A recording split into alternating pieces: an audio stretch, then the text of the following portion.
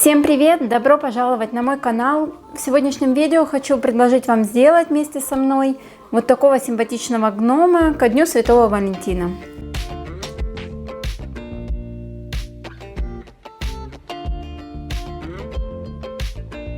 И для его основы мне понадобится пластиковая бутылка, которую для устойчивости лучше утяжелить мелкими камушками или песком. Для основы подгодится совершенно любая ткань, ее плотность совсем не имеет значения. Если будете использовать фетр, то лучше выбирайте мягкий, чтобы он не оставлял никаких заломов.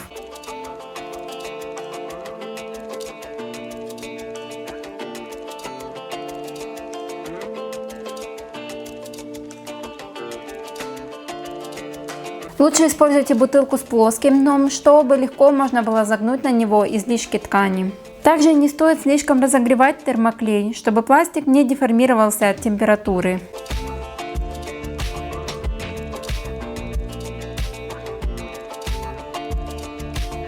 Для того, чтобы сделать лицо, сначала приклеиваю кусочек синтепона или ваты и обтягиваю кусочком капроновых колгот. Фиксирую капрон по контуру так, чтобы излишки можно было срезать.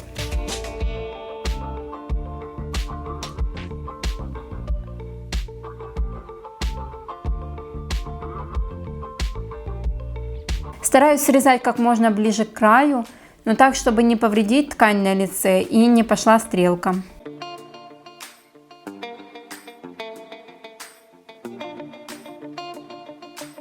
Для носа также понадобится кусочек капрона и синтепона или ваты, который предварительно нужно будет скатать в плотный шарик.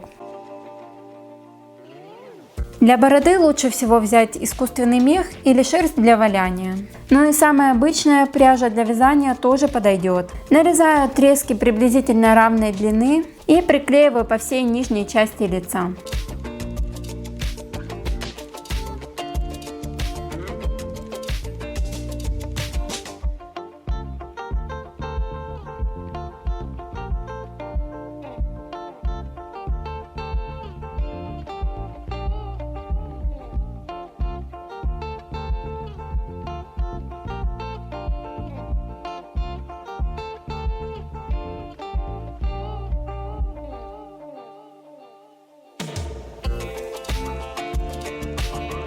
После приклеивания носа можно прочесать пряжу. Можно оставить как есть, но на мой взгляд после прочесывания она выглядит как-то более натурально. Я колпак буду делать из той же ткани, но тут лучше подойдет что-то более плотное. Например, фетр.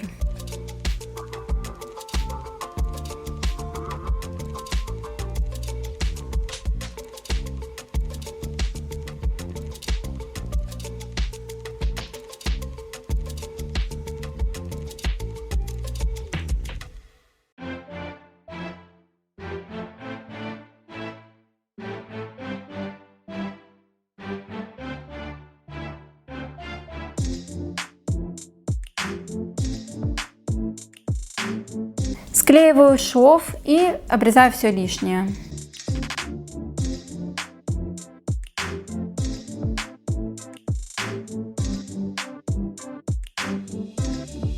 Так как ткань очень мягкая и сама по себе держать форму не будет, делаю дополнительный каркас из картонного конуса. Формирую складки и подклеиваю их с изнаночной стороны.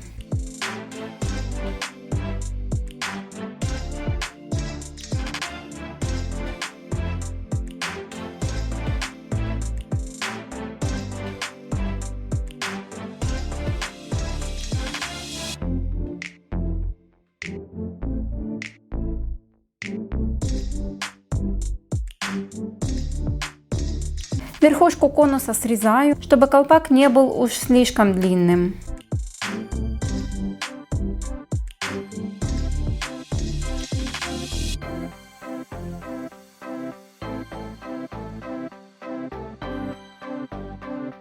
Из двух прямоугольников склеиваю рукава.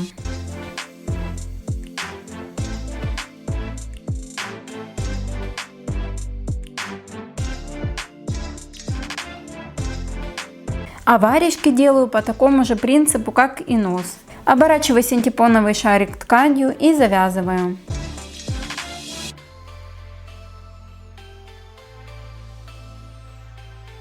Потом беру совсем маленький кусочек синтепона, также оборачиваю его, но уже стараюсь придать более продолговатую форму. Это будет большой палец, который я просто приклею к основе варежки. Осталось только склеить ее с рукавом и неплотно набить руку синтепоном. Наполняю синтепоном где-то до середины или чуть выше, чтобы руки не топорщились, а прилегали к туловищу. Манжеты сделаю из двух видов лент.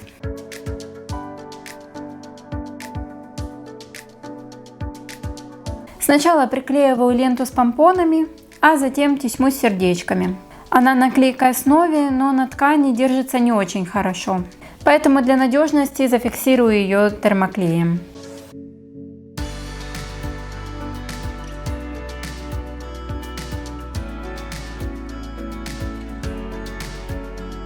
Приклеиваю руки так, чтобы они доставали до пола, а место склейки закрою отворотом, который сделаю из кусочка свитера подходящего оттенка.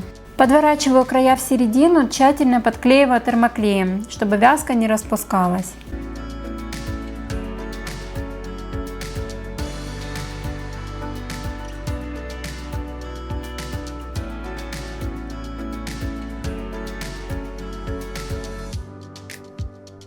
Вот теперь можно приклеить получившийся отворот, и под ним скроются все стыки.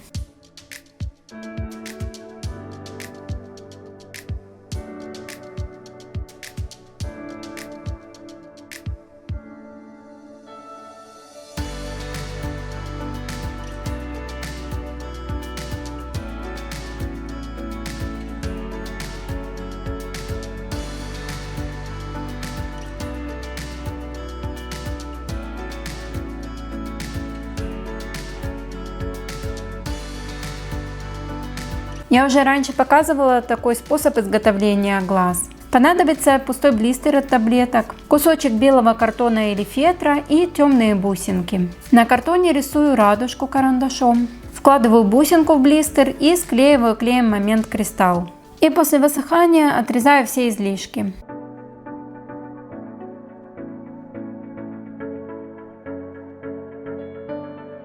Я приклеила глаза низковато, из-за чего зрачки заваливаются и их практически не видно из-за носа.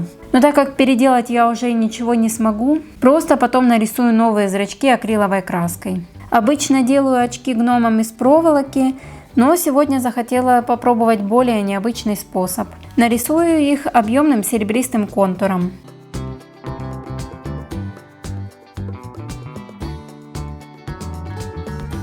И пока краска сохнет, сделаю помпон для колпака. Я подобрала пряжу подходящего цвета, чтобы он слишком не выделялся. Наматываю ее на картон и разрезаю с обеих сторон, а посередине перевязываю.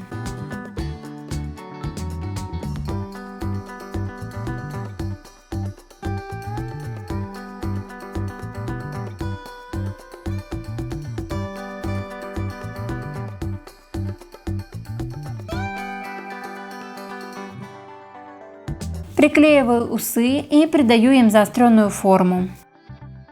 Форму бороды тоже можно подкорректировать, но я хочу оставить так.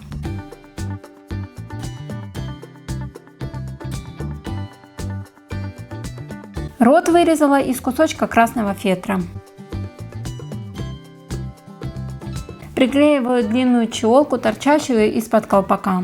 Ее тоже можно будет подстричь, но я считаю, что у гномов не бывает идеальных стрижек, он и должен быть такой слегка лохматый. На очки приклеиваю перемычку из окрашенной проволоки. Термоклей будет тут слишком заметен, поэтому снова использую момент кристалл. Приклеиваю на верхушку колпака помпон. И украшаю все той же лентой. Я решила не использовать больше никакого другого декора. Гном и так весь такой нарядный, розовый, и яркий декор был бы совсем неуместен.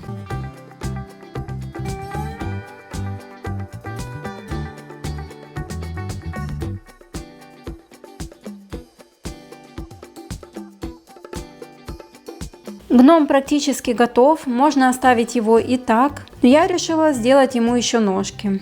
Для этого мне понадобятся пустые капсулы от киндеров и втулка от фольги.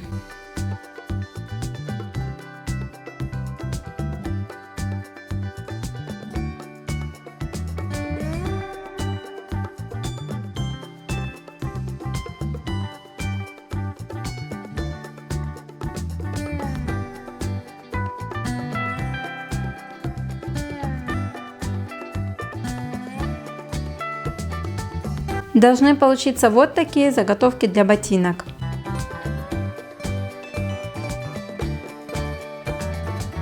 Сначала я оклеила их той же розовой тканью, но потом посчитала, что все розовое это будет уже перебор.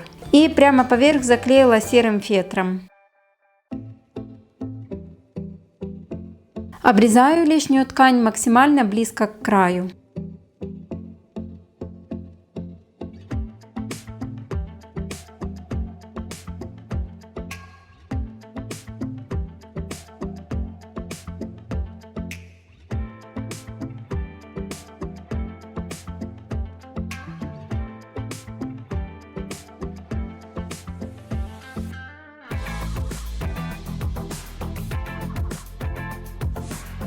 Из верхних торчащих уголков делаю отвороты.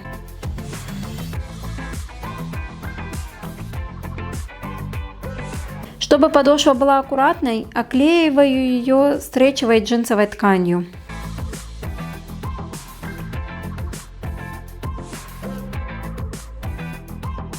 Делаю надрезы, чтобы легче было обтянуть все изгибы.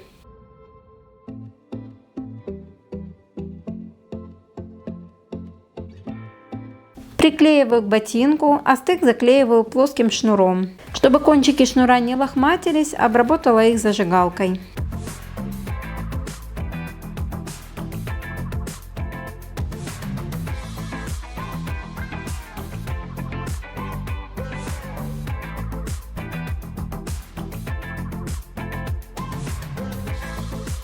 И украшаю ботиночки цветами, которые также отрезала от ленты. Дно бутылки закрою картонным кругом, который надо сначала оклеить в цвет обуви. Также делаю надрезы по кругу, чтобы все хорошо подогнуть.